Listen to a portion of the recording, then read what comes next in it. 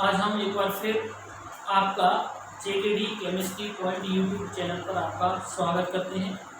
हम आज क्लास 12 की केमिस्ट्री का 3 चैप्टर आपको पढ़ाएंगे, जिसका नाम है विद्युत रसायन, इलेक्ट्रोकेमिस्ट्री।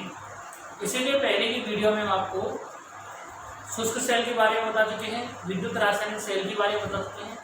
आज हम आपको सीसा संचायक सेल के बारे में बताएंगे, जो कि बैटरियों की श्रेणी में आता है। ठीक है, तो देखो बच्चे, आगे हम आपको बताते हैं। तो आज हमारा जो टॉपिक है वो होगा आपका सीसा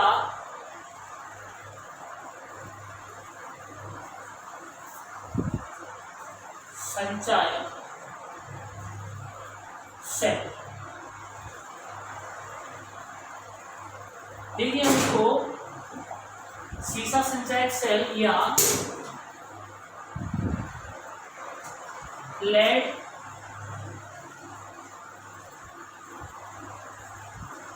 स्टोरेज बैटरी भी कहते हैं। इसका नाम सीसा संचायक सेल हम क्यों कहते हैं?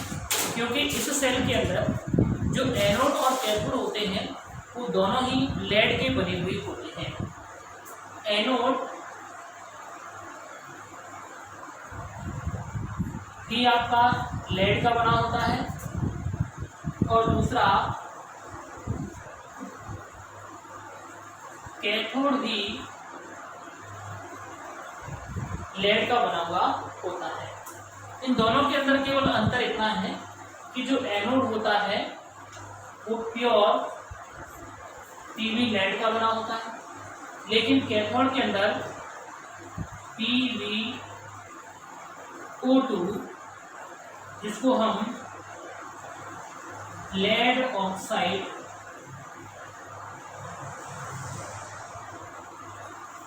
कहते हैं। ठीक है, इनके अंदर दोनों ही लेड से बने होंगे। एनोड भी लेड से बना होगा, कैथोड भी आपका क्या लेड से बना हुआ होगा।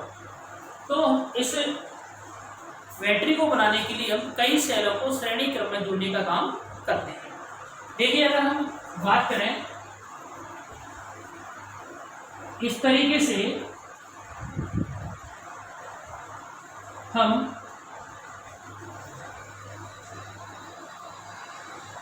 ये हमने एनोड बना दिया और ये हमने क्या बना दिया, कैथोड बना दिया। इसका वोल्ट लगभग एक सेल का वोल्ट होता है 2 वोल्ट। इसलिए हम 2 या 2 से अधिक सेलों को श्रेणी क्रम में जोड़ करके 6 या 12 वोल्ट की बैटरी बना सकते हैं। यदि हमको 6 वोल्ट की बैटरी बनानी होती है तो 2 × 2 × 2 यानी 3 सेलों को श्रेणी क्रम में जोड़ करके हम 6 वोल्ट की बैटरी को बना सकते हैं। इसलिए यहाँ पर हम 3 सेलों को श्रेणी क्रम में जोड़ते हैं तो 6 वोल्ट की बैटरी प्राप्त होती है।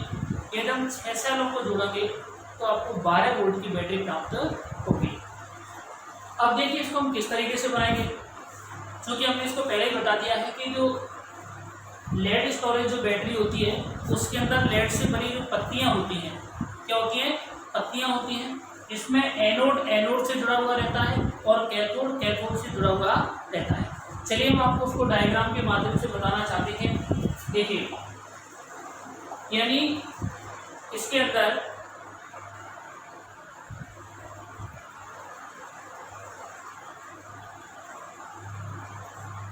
इस तरीके से हम इसके अंदर लेड से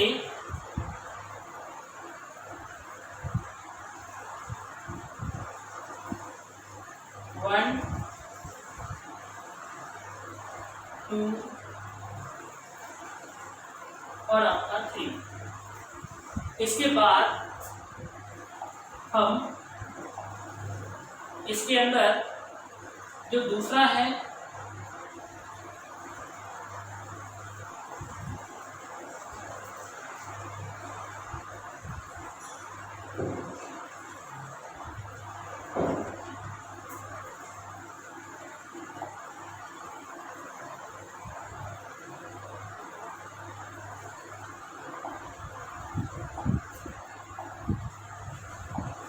इसको थोड़ा सा आगे बढ़ाएंगे हम।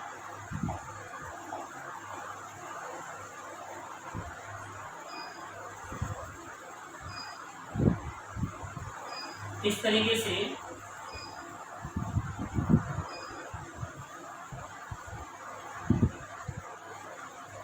इसके अंदर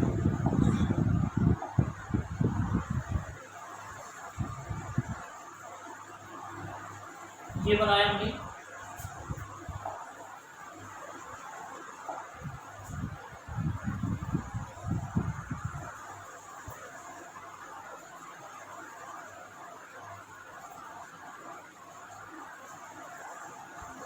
इस तरीके से ये आपका एनोड बन गया, जो नेगेटिव होता है। और इसके बाद ये आपका कैथोड बन गया, जो पॉजिटिव होता है। इसके अंदर हम इनका नाम दे देंगे, यानी ये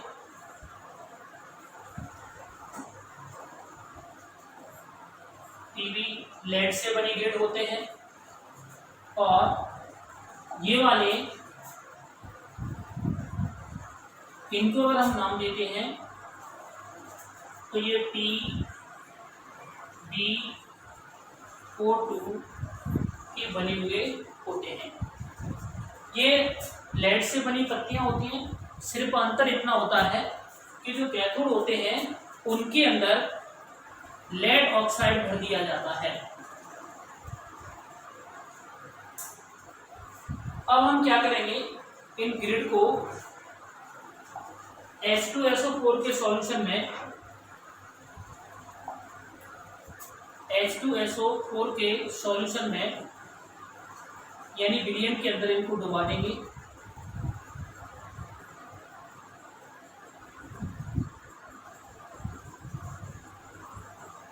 जिसकी सांद्रता 38% होना चाहिए। सांद्र H2SO4। इस विलियम का जो घनत्व होता है, इस विलियम का जो घनत्व होता है 1.30 ग्राम पर घन सेंटीमीटर होता है। इस तरीके से आपका सीसा संचायक सेल तैयार हो जाता है। अगर हम इसकी बनावट में लिखेंगे तो यही इसी तरीके से लिखेंगे कि सीसा संचायक सेल या बैटरी को बनाने के लिए 2 या 2 से अधिक सेलों को श्रेणी क्रम में जोड़ा जाता है। जब हम 3 सेलों को श्रेणी क्रम में जोड़ते हैं तो 6 वोल्ट की बैटरी प्राप्त होती है। यदि 6 सेलों को श्रेणी क्रम में जोड़ेंगे तो 12 वोल्ट की बैटरी प्राप्त होती है। इस बैटरी के अंदर लेड से बनी हुई पत्तियां होती हैं या ग्रिड होते हैं। एनोड आपस में एनोड से जुड़ा हुआ रहता है और कैथोड आपस में कैथोड से जुड़ा हुआ रहता है। एनोड आपका लेड से बना हुआ होता है, कैथोड आपका लेड ऑक्साइड से मिलकर बना हुआ होता है। इस तरीके से हम इन ग्रिडों को, इन पत्तियों को 38% सांद्र H2SO4 के विलियम में डुबो करके रख देंगे। ठीक है, इस H2SO4 का घनत्व कितना होता है भाई? 1.30 ग्राम पर घन सेंटीमीटर होता है। अब इसके अंदर जब सेल से विद्युत धारा हम लेते हैं, यानी सेल से करंट लिया जाता है, तो सेल के अंदर 2 प्रकार की क्रिया होती है। नंबर फर्स्ट आपकी जो रिएक्शंस होती है उसको बोलते हैं हम एनोड। क्योंकि बच्चों एनोड आपका पीवी का बना हुआ होता है, तो यहाँ पर हम लिखेंगे पीवी में पीवी सॉलिड होता है और इसको हम SO4 से रिएक्ट कराएंगे। तो ये पीवी है ना, वो SO4 से क्रिया करके PbSO4 बनाएगा और इसके 2 इलेक्ट्रॉन हैं वो आपके निकल जाएंगे। ठीक है, इस तरीके से आपका ये कंप्लीट एनोड का रिएक्शन हो जाता है। यहाँ पर कौन सी क्रिया होती है आपकी? ऑक्सीकरण।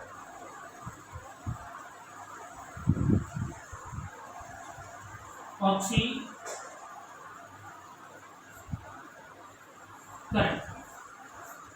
इसके बाद आपका कैथोड का नंबर आता है, तो यहाँ पर हम कैथोड का लिखते हैं। यहाँ लिखेंगे नंबर 2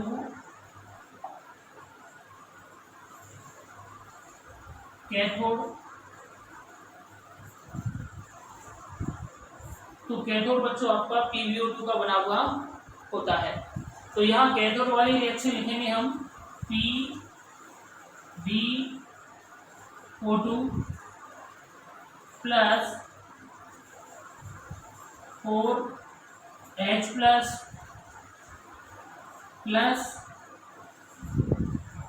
SO4 2 नेगेटिव और यहाँ पर आपके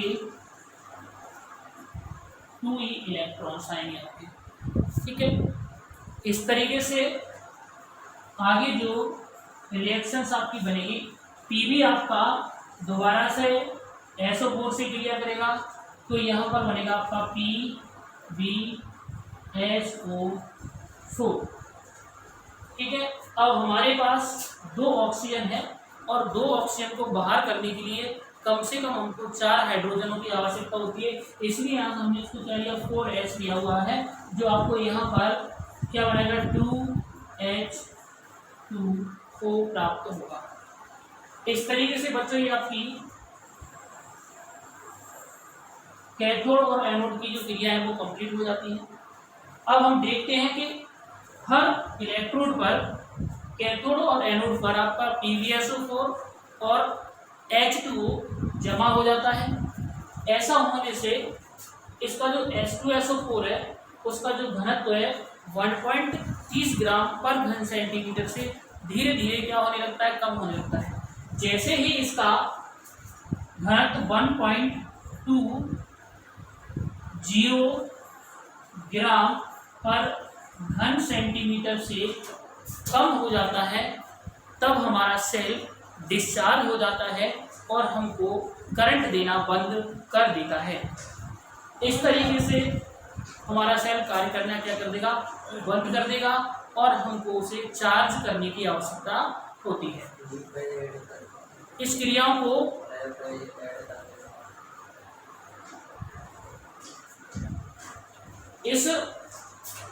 को अगर हम जोड़ देते हैं तो इसको कहेंगे हम संपूर्ण सेल अभिक्रिया। तो देखिए, संपूर्ण सेल अभिक्रिया में आप क्या करेंगे बच्चों? यहाँ पर हम इनको जोड़ेंगे आप। ठीक है, तो इलेक्ट्रॉन से आपका इलेक्ट्रॉन कट जाएगा। ठीक है, आपका यहाँ Pb है तो इसको हम क्या लिखेंगे? Pb। ठीक है, एक SO4 और एक SO4 प्लस 2SO4। यहाँ पर आपको मिलेगा PbO2, तो यहाँ लिखेंगे हम इसको PbO2। ठीक है बच्चों, प्लस यहाँ लिखेंगे हम 4H प्लस, आगे बढ़ेंगे हम तो एक PbSO4 एक PbSO4 यानी 2PbSO4 प्लस 2H2। ये बच्चों संपूर्ण सेल अभिक्रिया हुई आपकी। इसको हम क्या कहेंगे? संपूर्ण सेल अभिक्रिया।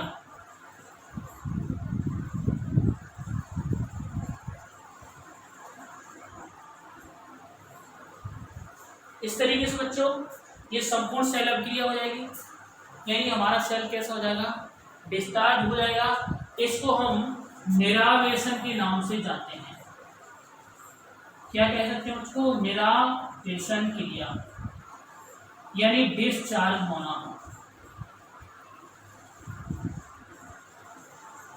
ठीक है, यदि हम इसको चार्ज करना होता है तो हम उपयुक्त वोल्टेज की विद्युत धारा को विपरीत दिशा में बैटरी के अंदर भेजते हैं, जिससे सेल के अंदर होने वाली क्रिया भी कैसी जाती है?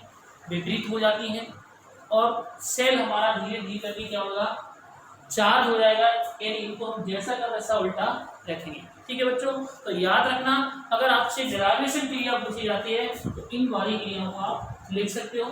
इसके बाद आपको चार्जिंग या आवेशन क्रिया अगले वीडियो में आपको समझाई जाएगी।